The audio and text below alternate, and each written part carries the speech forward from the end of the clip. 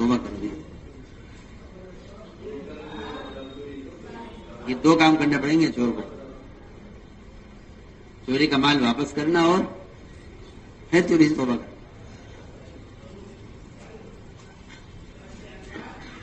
اس لیے میں نے عرض کیا کہ یہ بڑا اہم مسئلہ ہے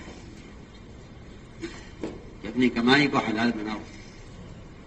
اور وہ صدیق رضی اللہ عنہ نے پوچھا کہاں سے آئے ہو کما کر کے؟ جی وہ میں اس زمانے میں کہانت کیا کرتا تھا اس وقت کی. حالانکہ آپ کو اندازہ ہونا چاہیے اگر کوئی مال مستعار بھی لیا جائے، بنی اسرائیل نے فرعونیوں سے مال مستعار لیا سونا کہ ہمارا ایک شادی ہے اس کے لیے قرض چاہیے، شادی کے بعد واپس کر دینا. شادی کے بعد آج کیا دیکھیں مسلمان سارے مسلمانوں کا حال یہی ہے کہ وہ سودی قرضے لیتے ہیں بینکوں سے، کیا کریں، ضرورت ہے واپس کر دیں. کہ جو مال غلط لیا گیا ہے وہ واپس تو ہو جائے گا لیکن وہ اپنا اثر چھوڑ کر جائے گا، اپنا اثر چھوڑ کر جائے گا، واپس ہو جائے گا اپنا اثر چھوڑ کر جائے گا. بنی اسرائیل نے سونا لیا مستعار فرعونیوں سے، ہے فرعونی غرق ہو گئے، بنی اسرائیل تو نجات ہو گئی. اور وہ سونا جو فرعونیوں سے لیا تھا وہ سونا باقی رہ گیا بنی اسرائیل کے پاس. اس مال مستعار نے بنی اسرائیل کی اکثریت کو بچڑے کی بات پر جمع کیا.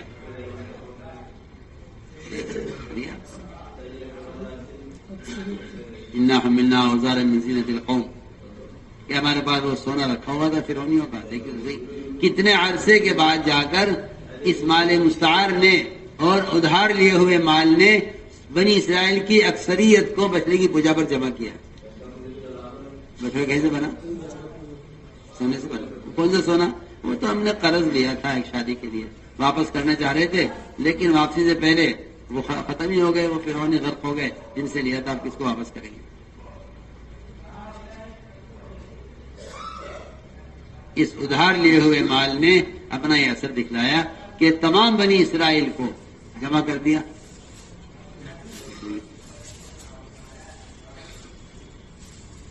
میں اس لیے عرض کرتا ہوں کہ لوگ اسے معمولی چیز سمجھتے ہیں.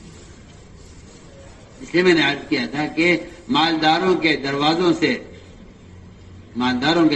سے علماء کو اور مالداروں کے دروازے سے اتقیاء کو بچنا چاہیے. علامہ جلال الدین سیوطی رحمۃ اللہ علیہ، علامہ سیوطی ان سے ابن عطیہ زمانے کے بڑے عالم، بڑے بزرگ تھے. انہوں نے کہا کہ میرا ایک بہت اہم مسئلہ ہے جو سلطان غوری سے متعلق ہے اور اس سے نیچے کوئی آدمی یہ کام میرا نہیں کر سکتا، نہ کوئی وزیر نہ کوئی امیر. بادشاہ کا اگر حکم ہو گیا تو میرا یہ کام ہو سکتا ہے، میرا کام بڑا اہم ہے. اور کوئی آپ کے علاوہ آدمی ایسا نہیں ہے جس کی بات سلطان بادشاہ سن لے. لہذا آپ سے میری درخواست ہے کہ آپ میرے کام کے لیے ایک مرتبہ صرف آپ کو جانا پڑے گا بادشاہ کے دربار میں اور ان سے آپ میرے متعلق میری سفارش کر دیں، میرا کام کر دیں. کام ایسا ہے میرا کہ جو بادشاہ کے بغیر نہیں ہوگا اور بادشاہ کسی اور کی بات آپ کے علاوہ نہیں سنے گا. میری آپ سے درخواست ہے آپ ایک مرتبہ صرف جانا ہوگا آپ کو بادشاہ کے دربار میں اور آپ میرے بس اتنا کہہ دیجئے کہ ابن عطیہ کا ایک کام ہے وہ آپ کرا دیں. اللہ اکبر.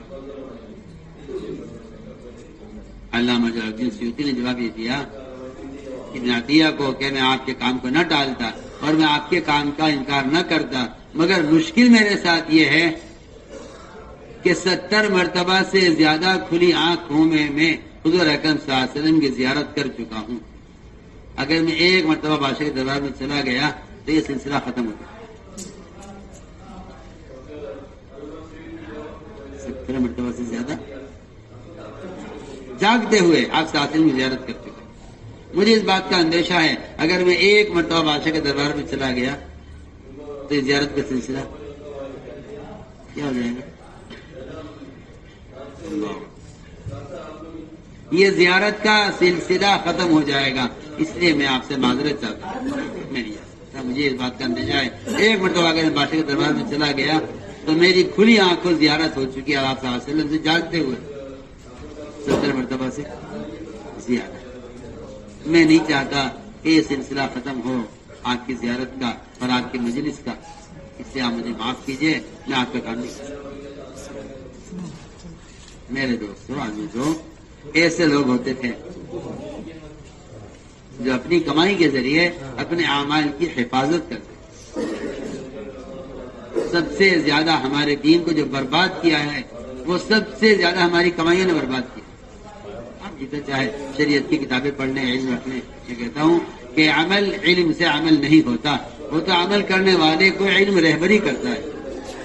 علم تو رہبر ہے نا، علم تو دلیل ہے نا. علم تو رہبر ہے. علم تو رہبر ہے جو راستے پر چلنے والے کو راستہ دکھلاتا ہے. ورنہ جو آدمی راستہ جانتا ہو لیکن اپاہج ہو تو کیا وہ منزل تک پہنچ سکتا ہے؟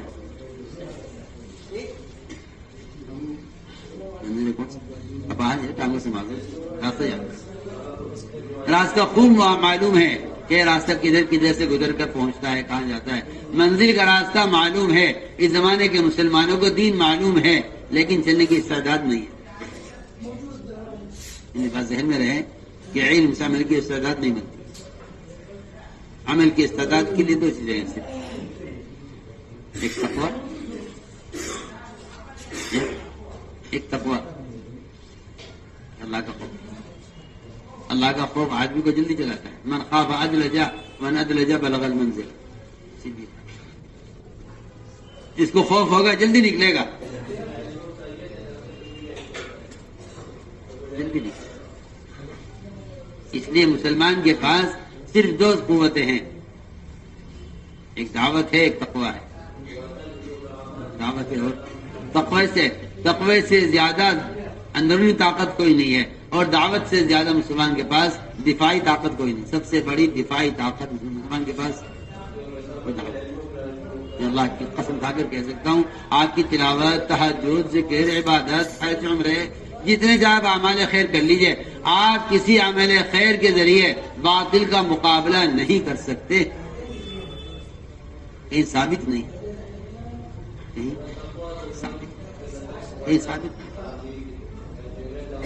کہیں ثابت نہیں ہے کہ آدمی دعوت کے بغیر باطل کا مقابلہ کر لے. کہیں ثابت نہیں.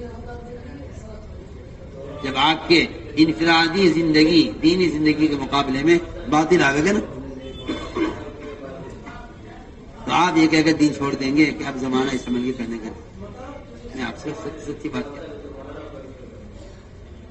مسلمان کے پاس دعوت سے بڑھ کر باطل کے لیے اللہ کی قسم کوئی دفاعی طاقت نہیں ہے سوائے دعوت. ساری مادی طاقتیں آپ جمع کر لیں، سارے آپ قوانین کے مقرر بن جائیں جو چاہے کر. آپ حکومت اختیار کر لیں، آپ کو اکثریت مل جائے. میں پھر بھی آپ سے کہتا ہوں کہ اگر دعوت پر نہیں ہے تو آپ کی رعایا آپ کے دین کو واپس کر دے گی. آپ بادشاہ ہو کر مجبور ہوں گے کہ آپ کی رائے عادی نہیں چاہے گی. سب بات میں نے عرض کیا کہ اپنے عمل کی دعوت اور اپنے اندر تقوی کا پیدا کرنا. تقوی سب سے پہلے یہ میں عرض کرنا چاہتا ہوں کہ غذا میں تقوی. اگر غذا میں تقوی ہے تو میں کہتا ہوں سارے اعضاء میں تقوی ہوگا، اور اگر غذا میں تقوی نہیں ہے تو آپ کے اعضاء آپ سے بغاوت کر جائیں گے گناہ کرنے میں. آپ نہ چاہتے ہوئے بھی نامحرم کو دیکھیں گے، نہ چاہتے ہوئے آپ کے ہاتھ گناہ کریں گے، نہ چاہتے ہوئے آپ کی شرمگاہ بے قابو